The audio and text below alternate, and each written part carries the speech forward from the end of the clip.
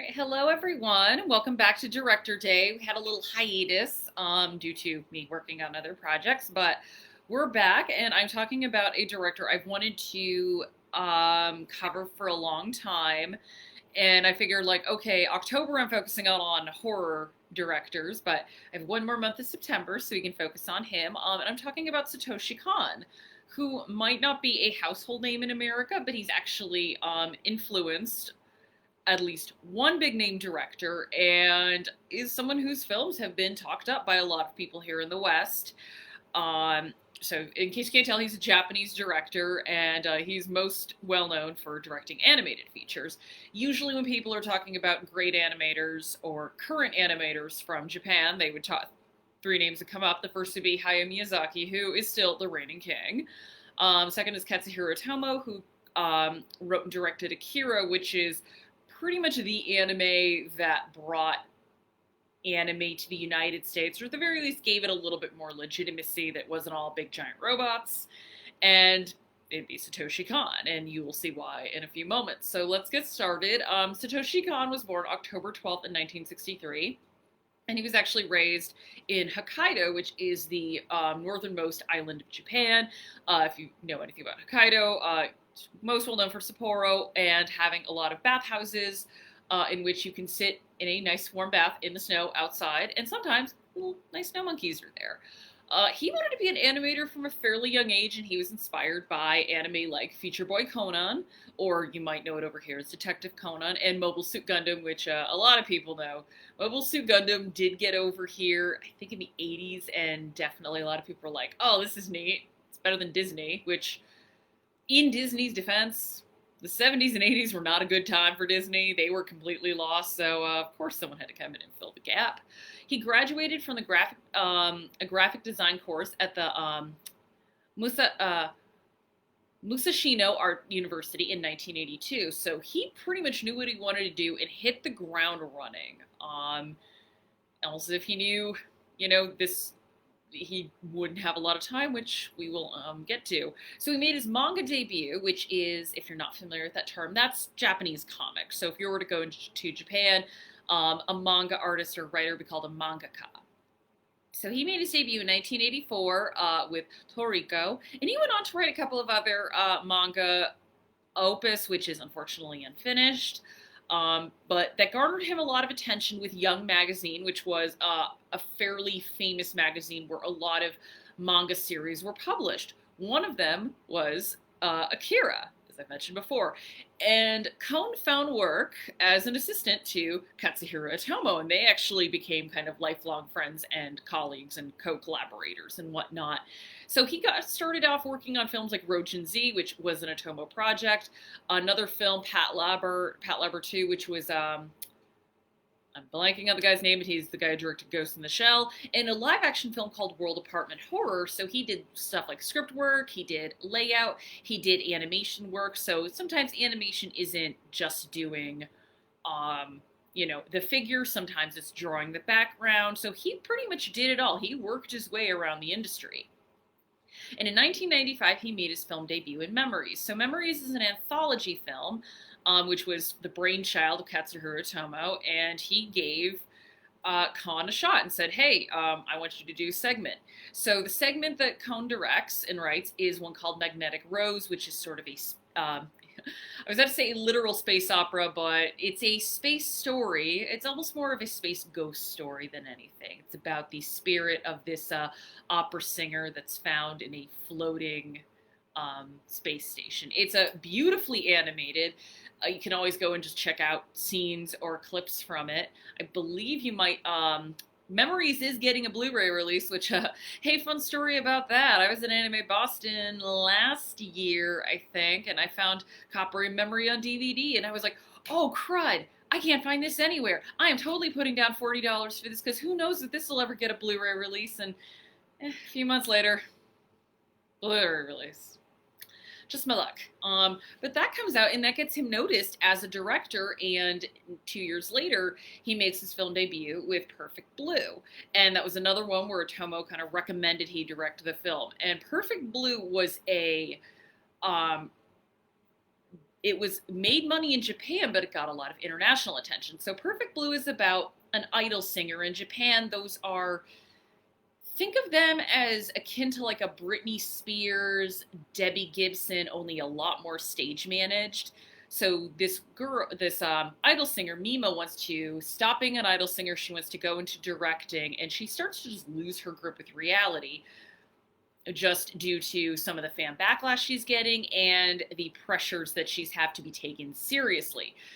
And because it's animation, Cone was able to do a lot of really nifty tricks with making you, the viewer, wonder, is this a hallucination? Is this all in her mind? Is this really happening? And he does a good job with disorienting you. You're just as disoriented as Mima herself.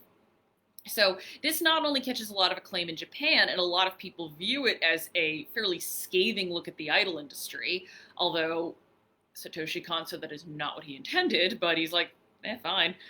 Honestly, if you watch Perfect Blue, that got the weird fans feeling extremely entitled to what their favorite entertainer can or can't do without realizing that their favorite entertainer is actually still a human person. He got that like 20 years before it became a big problem. But this got the attention of one particular director Darren Aronofsky. And he liked this so much, he actually wanted to at first remake it, maybe bring it to the United States, and he kind of decided against that after a while, but he still bought the rights. And he used it to recreate a very specific scene in Requiem for a Dream. And also, if you watch Black Swan, there are a few little scenes in Black Swan.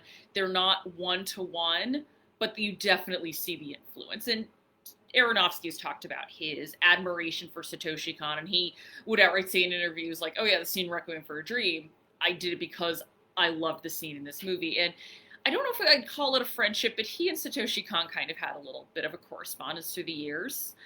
So Satoshi Kon's follow-up, after kind of like really getting international acclaim with Perfect Blue, is the film Millennium Actress, which is a lot more based in Japan. It's actually inspired by the life of actress Setsuko Hana. So if you're familiar with Japanese cinema, she was in a Kurosawa film called No Regrets for Our Youth, but she's best known for working with Ozu, Yasujiro Ozu. So if you've ever seen a lot of his films, you've probably seen her. And she was an actress who kind of, she, I guess, would be an equivalent of Meryl Streep over there. It's a beautiful film. It didn't have the splash that Perfect Blue did, but it still had a lot of acclaim and still had a release over here. He then followed that up with a lot lighter film called Tokyo Godfathers in 2003, which, if you want a nice, different Christmas movie, Tokyo Godfathers is great. It's about three homeless people in Japan. One is a teen runaway. One is it's 2003. I think they call her a drag queen. At least they did in the sub that I saw, or the subtitles, but it's heavily implied that this character is a trans woman. And then, a guy, he's, old, left his family, alcoholic. They find a newborn baby in a dumpster, and they're like, we kind of need to get this to somebody, but it's a nice little take on a Christmas story of three wise men finding a baby. Only in this case, it's like, well, we can't take care of it. We need to go reunite it with his parent. Again, I actually think it's a really heartfelt movie, and I'm so glad that after years of it being out of print, it's getting a Blu-ray release. 2004, he went into the foray of TV shows with Paranoia Agent. It was a one-season series with 13 episodes. Really unsettling series. So Millennium Actress was more of like a, prestige movie. Tokyo Godfathers is heartwarming. Paranoia Agent's going back to the Perfect Blue, kind of messing with your head stuff. And then his final film was 2006 Paprika. So a lot of people bring this up as it's similar to Inception, or people accuse it of, Inception of ripping it off. That's, I would say, fairly inaccurate. Number one, if you look at the two films, they're very different. The only real similarity they have is going into dreams. Inception is at the end of the day, Inception is a heist film that takes place in the head, whereas Paprika is all about really how crazy your mind can get. So they're two very different films, different tone, different stories. And also, Christopher Nolan has kind of talked about how he had been kicking this movie around in his head since the year 2000. And also, even if he had seen this movie, it didn't get a US release until 2007. It's really not that likely that this film went from writing, getting it optioned, getting cast, getting filmed, post production, all by the summer of 2010. I Most people don't know how long it actually takes to get a film made, so it just the timeline doesn't add up. But they are Paprika is a great movie on its own. I just hate hearing that Inception ripped off because I'm like, they're two different movies. Paprika is a lot more colorful, number one. And his final short film was called Good Morning, and that came out in 2008. Unfortunately, in 2010, he passed away in August and of pancreatic cancer at the age of 42. And I don't think there's any other way to view this as an incredible loss to art and to the animation community. And of course, like a lot of people across the globe who admired him said a lot of stuff. I believe Atomo issued sorry he passed. A lot of film writers wrote obituaries for him. He had an obituary in the New York Times. Darren Aronofsky, I have not been able to find a copy of it, but there was a book about Satoshi Kon published in Japan, and Aronofsky did write a foreword where he talked about how much Kon inspired him as a filmmaker.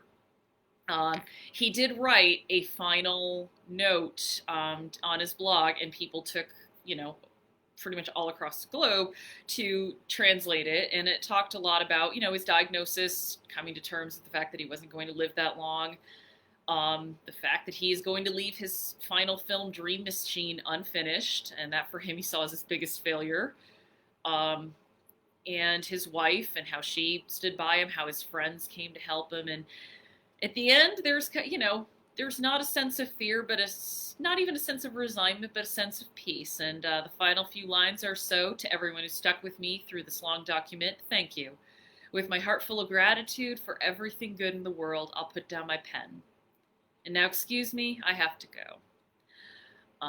Unfortunately, his final film, Dream Machine, will forever remain unfinished. Funding fell through, and I think a lot of people involved felt that there was just no way to really finish the film and make it what he wanted. And again, as I said earlier, I don't think there's any other way to view his death other than a tragedy. Number one, because he died so young, but number two, he was, with only 4 films under his belt in a TV series, he was already one of the most respected animators on the planet. And you can't help but wonder what he could have done and, who he could have collaborated with, what else he had rattling around in that very inventive brain that he could have given us. So why is he important? Well, as I kind of hinted at before, he helped legitimize anime in the United States. By the mid-90s, Akira came out in the late 80s, and people were like, wow, this is really meticulously animated. It's kind of violent, but it's telling a more high-concept story.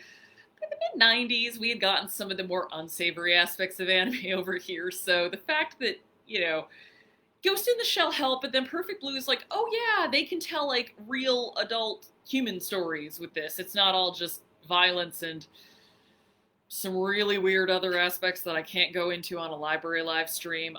So help legitimize anime. And again, we're seeing this. He helped inspire other live action filmmakers, let alone animators. There are still animators who will talk about his works and go, oh yeah, he was an inspiration to me. And he helped push the boundaries of animation. And one of the things I liked is he used animation to his advantage, especially when making films like Perfect Blue, where he's like, oh, I can use this to help disorient the audience, which it may be even harder in live action to do that. And again, he was also an accomplished writer, and I just think there's no way to really undersell his impact that he had with really only 4 films under his belt. That is in 4 good films. That's a track record I think a lot of creatives would love to have. So again, with a fairly short life and not a lot of finished work, he still managed to inspire a generation worth of filmmakers. So where to start with this stuff? I think probably his most accessible films would be Millennium Actress or Tokyo Godfathers. Again, I think it's Shout Factory and G Kids have managed to acquire the rights. For a while, they were kind of in limbo, and there was a fear that they would actually go out of print. And they're also not available on too many streaming services. I think you can rent them on Amazon Prime, but those are the two I would start with. If you liked Inception, I would say try Paprika. I just don't know if that's like a great first intro to Satoshi Kon. Um, Perfect Blue is one I would say it's my favorite film of his, but I would also caution it is an incredibly psychologically daunting film to watch. It's one of the scariest movies I've ever seen, and I don't scare easily. But yeah, I would just say watch Perfect Blue. Just maybe have a video of some kittens or puppies lined up afterwards. It's a lot to handle, but still. Hopefully you will search out some of his movies because again, people today still talk about how great of an animator he was, and hopefully you'll discover that too. And I'll see you next week.